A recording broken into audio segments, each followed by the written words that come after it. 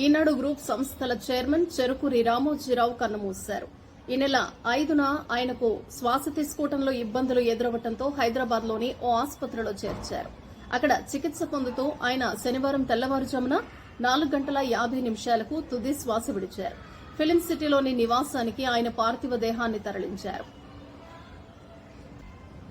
Ramoji group సంస్థల chairman Ramoji Rao పార్థివ దేహానికి జనసేన అధినేత పవన్ కళ్యాణ్, దర్శకుడు త్రివిక్రమ్ శ్రీనివాస్, నిర్మాత రాధాకృష్ణ నివాళులర్పించారు. అనంతరం రామోజీ కుటుంబ సభ్యులను పరామర్శించి ప్రగాఢ సానుభూతి తెలియజేశారు.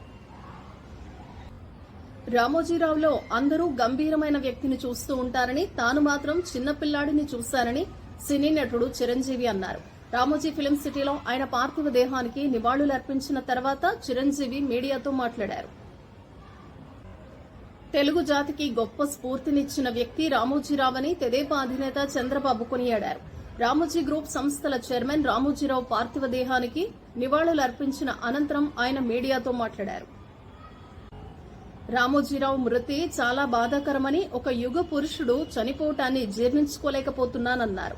అనునిత్యం సమాజ హితం కోసం, తెలుగు జాతి కోసం పనిచేశారని, ఒక పల్లెటూరులో సాధారణ కుటుంబంలో పుట్టి అసాధారణ వ్యక్తిగా ఎదిగారని, ఆయన వ్యక్తి కాదు ఒక వ్యవస్థ అన్నారు.